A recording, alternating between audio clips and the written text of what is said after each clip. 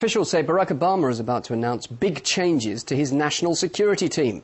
He's expected to appoint a new defense secretary, head of the CIA, commander in Afghanistan, and a new ambassador to Kabul.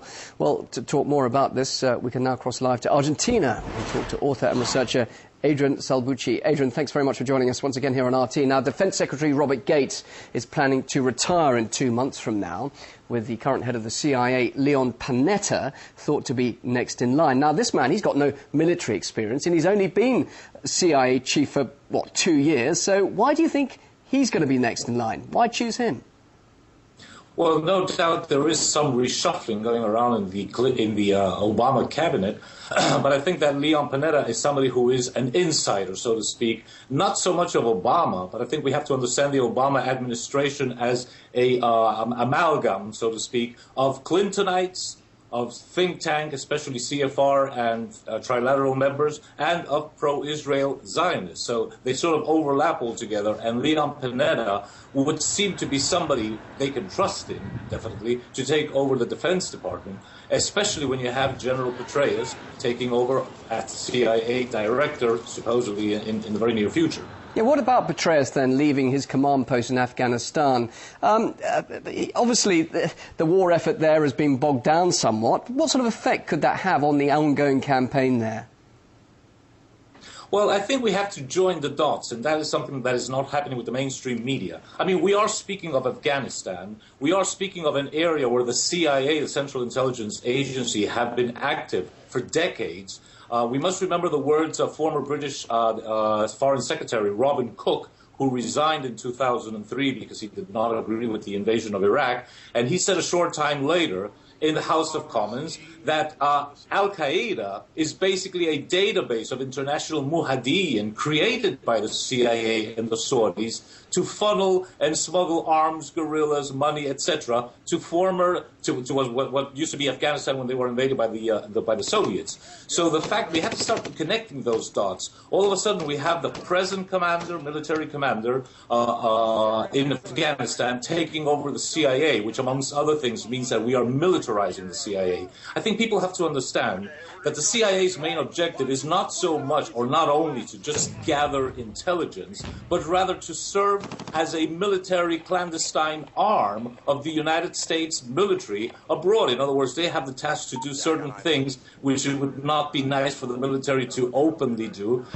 President Obama, for example, admitted only a few weeks ago that the CIA was supporting the rebels in Libya. Naturally, the CIA is part of the war effort, and it ties in with a lot of dots that need to be connected, not least of which is the fact that when the Taliban were in power in Afghanistan, heroin and exports had practically disappeared. And ever since Afghanistan has been liberated and democratized by the Americans and the British, again, we have full-fledged poppy seeds and poppy flower exports again coming out of Afghanistan. We need to put all of these things together to really understand what is happening there, which is not so much what the mainstream media are telling us. But some might say this is a shuffle of different posts, but featuring the same old faces. Does that mean that actually America's run out of qualified, talented people? I shouldn't think so. I think that they have more than enough people to tap into. I would stress the fact that the Council on Foreign Relations, the Trilateral Commission, the entire network of very powerful think tanks have a lot of very capable people. So I wouldn't think it is a problem of not having sufficient people, but it's a question of putting the right spokesman in the right place at the right time, and to let them operate both openly as the U.S. military, which is now being taken over by Leon Panetta, but much more important, as the overt operations, which is what the CIA and MI6, and probably, although we're not talking about it, probably also the Israeli Mossad. So we have to understand, I think it's very important to start connecting the dots. Only yesterday, the day before yesterday, we learned that Abu Sufyan Hamouda bin Kuma, who was an Al-Qaeda operative, who was released from Guantanamo, very strange that he should have been released, has now joined the rebels in Libya. He is, again, we're talking about Al-Qaeda in Libya. cooperating with the CIA to bring as part of the Libyan so-called rebel resistance against Gaddafi.